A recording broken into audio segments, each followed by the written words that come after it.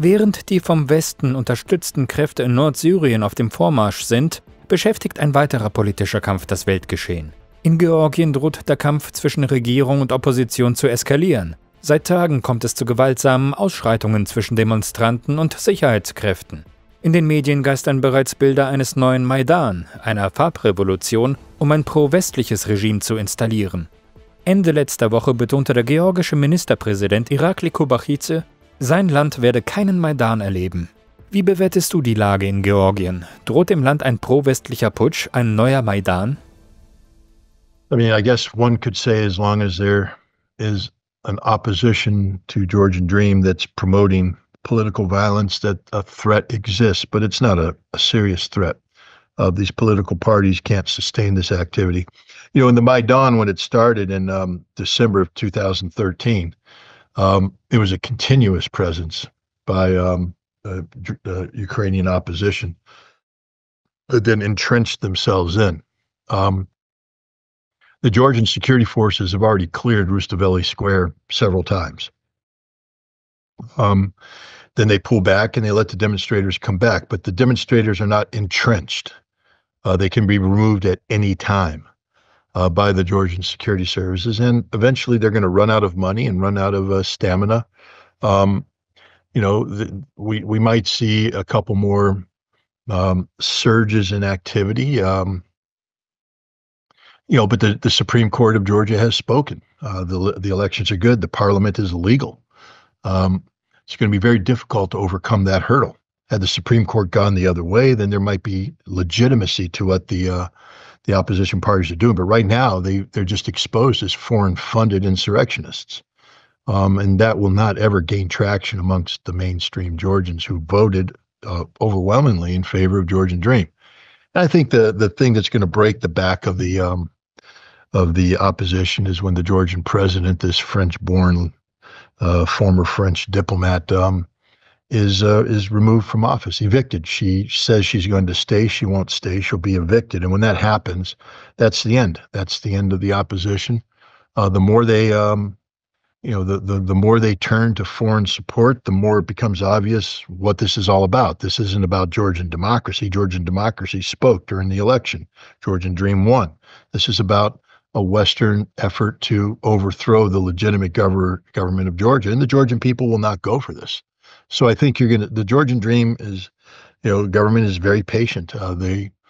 They will let this die of its own volition. They will just wait for these demonstrations to peter out, because the money will run out and the legitimacy of their argument has long since expired.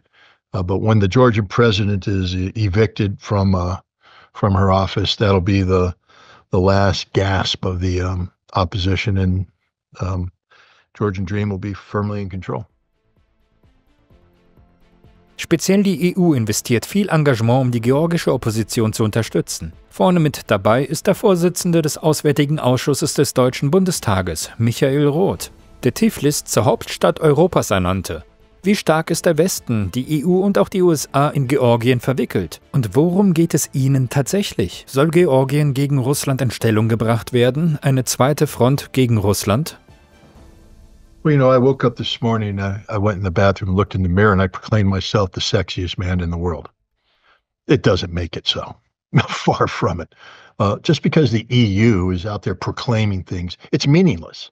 Literally meaningless. What power does the EU have? How many divisions does the EU have? What is the basis of the EU economy? And the answer is the EU is nothing. It's a political fabrication. It's got no power, no ability to act, no ability to do anything. And Georgia Dream is the Georgian government's doing the right thing, ignoring it. Look what they said. They told the EU, we're done with you. We're not going to be talking about, we don't care about you. You're not part of our lives. You know, it's a breakup. Georgian Dream said no, and now the jilted lover is pouting. Wait a minute. No, you have to pay attention to me. You have to love me. You must love me. I don't love you anymore. Leave. Go. Goodbye. Leave the keys at the door. Get out of here. Take your toothbrush. You know, that's the reality. So who cares what the EU says? They are nothing. They are literally nothing. They can do nothing. There are no EU divisions that are going to come over the horizon and charge in there. You see all these ministers come in. You know, Georgia, it's a joke. It's a joke. It's like the girlfriends of the girl who broke up, you know, coming out and saying, "No, he will get back together with you. We guarantee it." And you say, "No, she's gone. Goodbye." That's just the reality. The EU is a joke. It's nothing. Georgian Dream is in total control of this situation. No one cares about the EU in Georgia except those who are on the EU payroll. And as soon as they realize that the EU is not going to continue to be able to pay them, they're going to have to go out and find real jobs, or leave and go, migrate to the EU and find out how wonderful it is to be a displaced person inside the EU in a continent that no longer likes refugees and immigrants. Welcome to reality, the Georgian youth. So no, this is a joke. It's a tragic joke, but it's a joke nonetheless. The EU is meaningless. Roth, who is he? Who is he? He's a nobody. Nobody. We wouldn't even know his name if the media didn't print his stupid words, because he has no power. Roth has no power. Roth can't do anything. He can't write laws that have jurisdiction in Georgia. He can't command divisions. He can't impose sanctions. He can't do anything. And as Georgia said, we broke up already. Don't want you around. Goodbye. You know, or as they say in, I don't know how to say it in Georgian. I was going to say goodbye, but I forgot. But Es scheint, dass das US-Establishment mit aller Macht geopolitische Fakten schaffen will, noch vor dem 20. Januar, vor dem Amtsantritt von Donald Trump. Dafür sprechen sowohl die HTS-Offensive in Nordsyrien als auch die Bemühungen in Georgien. Soll Trump vor vollendete Tatsachen gestellt werden im Nahen Osten wie in Europa? Und ist die Furcht des US-Establishments vor einem radikalen Kurswechsel unter Trump überhaupt berechtigt? Well, this has backfired. If the idea was to tie Trump's hands, they've actually, Trump will be faced with a new reality on January 20th if we don't have a nuclear war with Russia between then, now and then. But the new reality is that Idlib's fate is carved in stone. Donald Trump is not going to come in and say America is going to side with Al-Qaeda. Okay, Donald Trump's just not going to do that. It's an impossible situation for him to say, no, we're going to support the HTS, Al-Qaeda, Islamist terrorists who behead people. Isn't going to happen. Trump has said before that he wanted American troops out of Syria. This actually makes it more likely that American troops will leave Syria. In the case of Georgia, it's over. What leverage does Trump have? The Biden administration has stopped its strategic cooperation with Georgia. Trump can't pull that back. It's already been pulled back. Sanctions, they're sanctioning them. So if Trump comes in and tries to play tough guy, all you do is accelerate the process of Georgia transitioning into a Russian ally. So this actually has backfired on the Biden administration, and Trump will inherit two very different situations that he may have than he had been preparing for. The bottom line is, if Trump wants to resolve Georgia, he's going to have to redefine how America interfaces with Georgia. The old pattern isn't going to work. I mean, USAID, that provided millions of dollars of aid to Georgia, did so as part of the EU-backed plan to impose this opposition government on Georgia. That's over. That's finished. That strategy won't work anymore because it's done. If you want to play tough guy with Georgia, they don't care anymore. So in order to actually engage with Georgia, you're going to have to change your approach. You're going to have to start saying what's best for Georgia, and recognize that Georgia has, a history and a need to have good relations with Russia. Funny, Donald Trump says he wants to have good relations with Russia. So, the U.S. is going to have to figure out how to learn to work with a new Georgian reality, which means they're going to have to get rid of the advisors they have, bring in new advisors. The same thing about Syria. It's not the situation that Trump, that existed when Trump left in 2020. It's going to be completely different. And again, it's one where in order to affect any meaningful change on this new reality, Trump will have to go to war. And he ran on a platform that said he wasn't going to go to war, that he was the guy that kept America out of wars. So, no, I think that Donald Trump is going to be facing a completely different world than the one he thinks he's going to face on January 20th. Trump hat eine deutliche Warnung gegenüber den BRICS ausgesprochen. Ihr werdet nicht auf eine andere Währung setzen, die den mächtigen US-Dollar ersetzt, oder ihr werdet mit 100% Strafzöllen belegt. Trump zeigte sich selbstsicher, dass niemand den US-Dollar als Welthandelswährung verdrängen könne. Die Antwort aus Moskau kam prompt. Kreml-Sprecher Dmitri Peskov betonte, je mehr Drohungen die USA aussenden würden, umso attraktiver würde es, den US-Dollar fallen zu lassen und den Welthandel in anderen Währungen zu vollziehen. Wie siehst du die Position Trumps in Bezug auf den Dollar? Will Trump eine aggressive Außenpolitik gegenüber den BRICS einschlagen und können die USA den Prozess der globalen Entdollarisierung rückgängig machen? The reason why, Vladimir Putin said something a while back, I think he said it at the Kazan summit. He said, we didn't stop using the dollar. This dollar stopped allowing us to use it. And that's the fact around the world.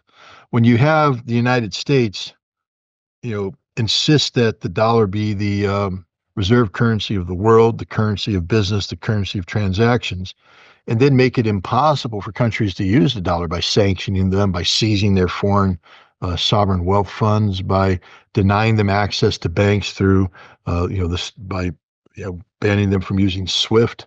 The nations will start looking for alternatives. The thing that made the dollar so great was its convenience. It was convenient to use the dollar. It was economically beneficial to the United States that others used the dollar. And what we've done is we've taken a situation where it would have been very difficult at one time, even 10 years ago.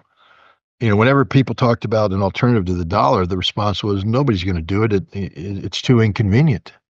They'll take these sanctions will just be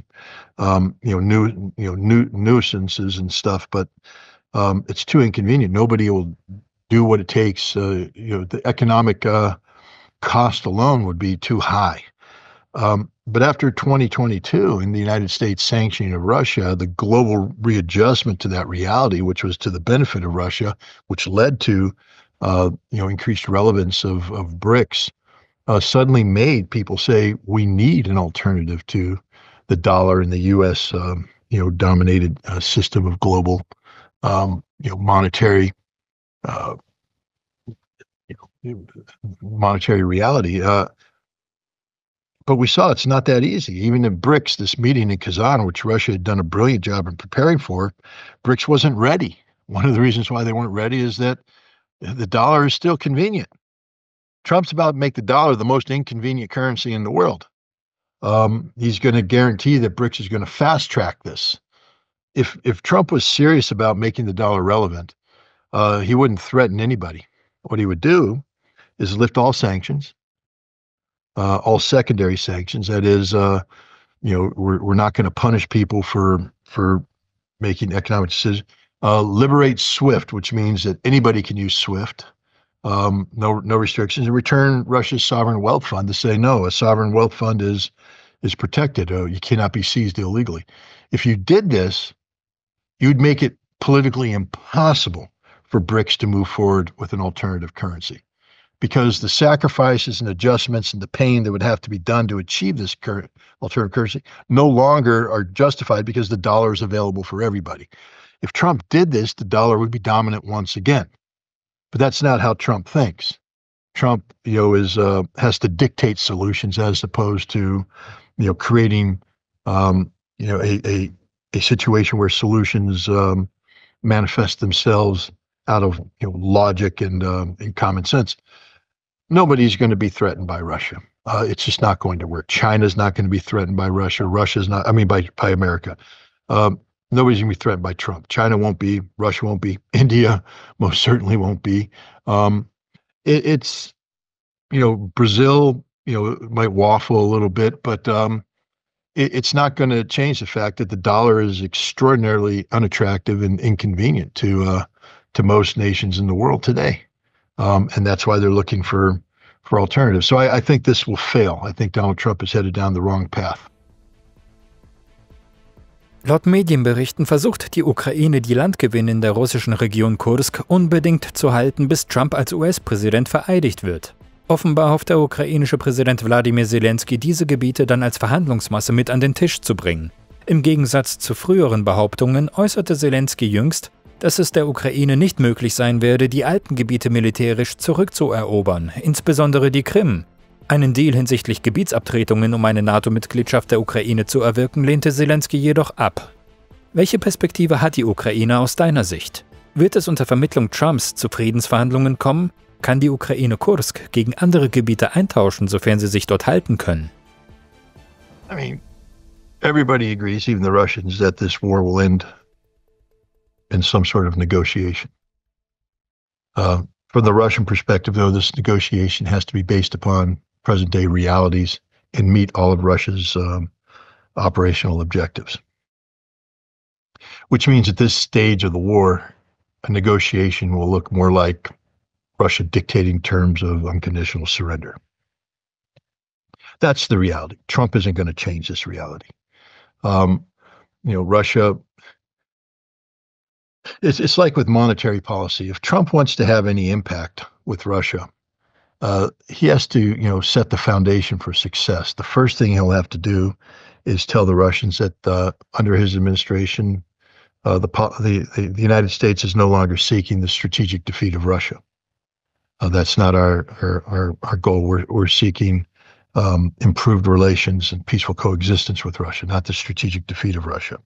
That creates the potential of dialogue, which is essential for any negotiations. Void of that, why would Russia negotiate with a nation who is seeking to strategically defeat it? That would be a surrender by Russia. And Russia's winning this war, I need to remind everybody. And so they're not the ones that will be surrendering. It'll be the Ukrainians. No one cares what Zelensky says. I mean, right now it must be a slow news cycle. So every time he opens his mouth and burps, it makes headlines. But the burp has more value than anything he says about negotiation, because nobody cares. He's irrelevant. The Russians certainly aren't going to respond to anything he says. And if the West does, it's an exercise in futility, because until the Russians agree to it, it won't happen. And the West is in no position to dictate terms to Russia. They're losing.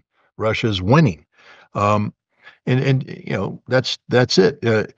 I don't think Russia's worried about, Trump coming in and doing what? Sending more weapons to Ukraine?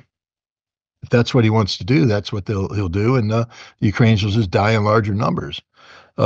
Trump needs to get good people around him to give him better advice, because the people that are advising him right now are working under certain perceptions and misconceptions that that Russia is weak and Russia is desperate to get out of this situation. Russia is winning. Russia is prepared to continue this fight, and Russia won't give up this fight until they've achieved every objective that they set out. One of which is that Ukraine will never, ever, ever, ever be a member of NATO. That's just a reality. Zelensky can come up with any stupid formulation he wants. Keith Kellogg could pretend that, they can delay NATO membership for 10 years. And the answer is no, or actually niet, niet, niet, niet, and more niet. It isn't going to happen. Russia's not going to let Ukraine be a member of NATO ever. And the Russians doubled down on that. They said if Ukraine joins NATO, neither will continue to exist. There you go. We're back to nuclear war. So I really have stopped listening to anything Zelensky says. He's a meaningless person. His government has no legitimacy.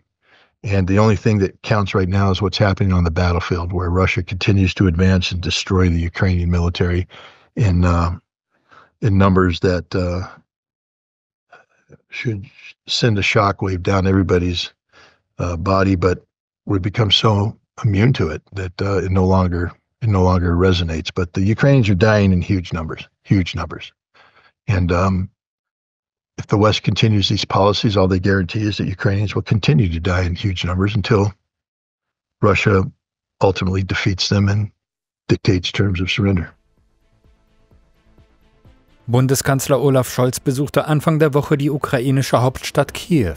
Gegenüber Präsident Selenskyj betonte Scholz, Deutschland werde der Ukraine zur Seite stehen, solange wie nötig. In Richtung des russischen Präsidenten Wladimir Putin betonte Scholz, Deutschland hat einen langen Atem, Slava Ukraini. Wie siehst du die Haltung von Scholz? Warum bindet er das Schicksal Deutschlands so fest an die Ukraine und hat Deutschland wirklich einen langen Atem?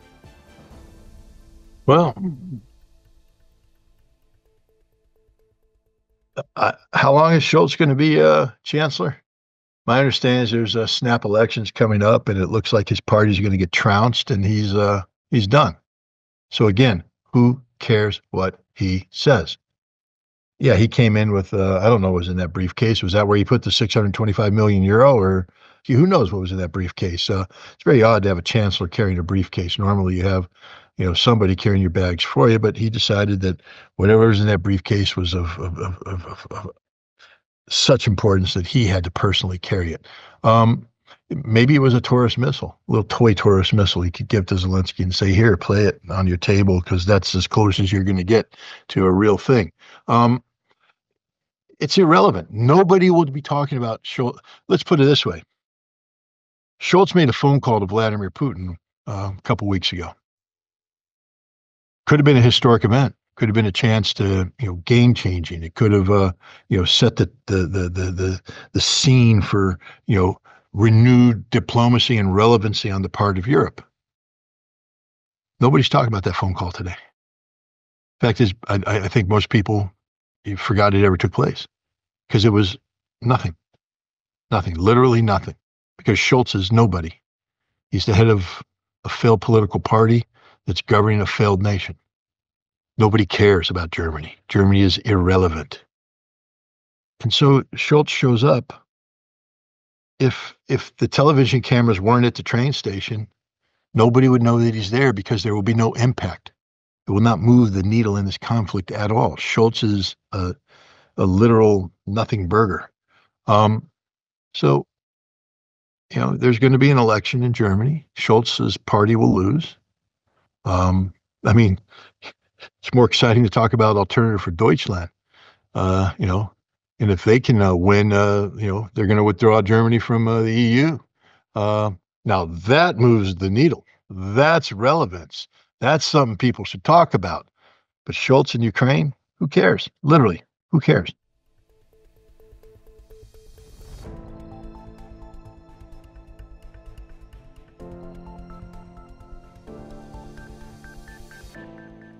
Liebe Zuschauer, wenn euch unsere Beiträge gefallen, teilt sie unbedingt in den sozialen Medien. Abonniert unseren Kanal und drückt auf die Glocke, damit ihr keine Veröffentlichung von Gegenpol verpasst.